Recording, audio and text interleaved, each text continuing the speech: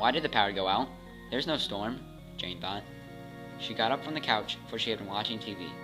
Jane walked upstairs cautiously, so as not to wake up the children she was babysitting. I better go check on Mr. Jenkins' kids, thought Jane. While Jane checked on the last child, there was a peculiar breeze from the bedroom therein, coming from a nearby open window. Going back downstairs, Jane checked her phone's clock, which read 11:34. Crap, I'm almost out of battery, she thought. Fortunately, though, the lights came back on as she stepped in the last step, almost as if on cue. Having nothing else to occupy her time, Jane decided to watch TV again. The weird thing being, although, was that the channel was somehow changed to the news. About to change the channel, Jane hesitated, as if something inside her wouldn't let her change the channel.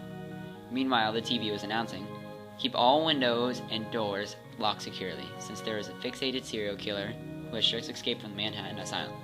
He's notorious for killing late at night and has a history of targeting particularly large houses. For whatever reason, I do not know, but..." Jane decided to tune out the rest. What are the chances, thought Jane. Well, I'll at least lock the front door. After locking the door, she came back to the couch to watch TV. What the heck? Who would be calling at 1:55 in the morning? The phone's ringing forced her to arise from her slumber. As Jane picked up the phone, a breeze from a nearby open window stirred throughout the house. "Hello?" asked Jane. "Hey, Jane, this is Mr. Jenkins. I'm just calling to see if you're okay, and also to say sorry for not being back yet," responded the phone. "It's alright," said Jane. "Oh yeah, and one more thing. Make sure you lock the windows too," was the phone's reply before it quickly dropped dead. That didn't sound like Mr. Jenkins, was Jane's first thought. Her second thought is what made her move into action, sending her legs to run as fast as possible throughout the house, shutting and locking windows. Finishing the ground floor, Jane then hurried up the stairs to lock those windows on top. After locking what seemed to be the 1000th window, Jane sighed. "Whew, that was a close one." "Was it?" said an all-too-well-known voice. Time froze. That voice, Jane thought. Letting instinct take over, Jane ran. She ran down the east stairs, the commonly used one. Wait, he didn't follow me. At least, I didn't hear him. That means he's in the house somewhere, lurking for me. The worst part is, it's dark and the power is out, Jane thought. Jane looked at her cell phone and dialed 911. It rung for about half a second before the battery ran out.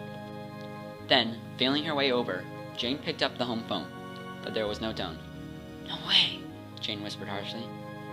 "Yes way," said the voice from behind as hands grabbed around her sleeves. Jane then unzipped her jacket to get free and ran up the east side stairs. This time, though, she was closely followed. She could hear his heavy breathing as he snatched her foot. Jane then kicked out and landed a blow on his nose and ran. As Jane ran into the two-way bathroom, she saw one of the children's heads severed from the rest of the body on a hook in the shower. Jane then bit into her arm so as not to scream. "I have to get out of this place.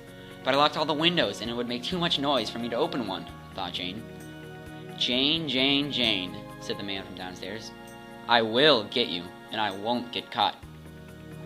I bet you're wondering, why me? And I'll tell you why. I don't do it for your money. I don't do it for your stuff. I do it for the pleasure. The next time I'm behind you is the last." Jane wept silently while she ran into one of the children's room and hid in the closet, awaiting her coming fate.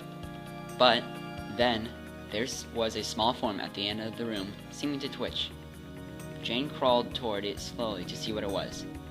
When Jane was close enough to it to see what it was, she was confused. "What the?" "Curiosity killed the cat," said a whisper from behind. Jane screamed as she was grabbed. As she was being mutilated with inhumane tactics, the little girl under the bed saw it all. She saw as the murderer of her brother kill her babysitter. She saw the murderer take off his gloves and wipe his hands. She saw the murderer jump on her bed and leave her house.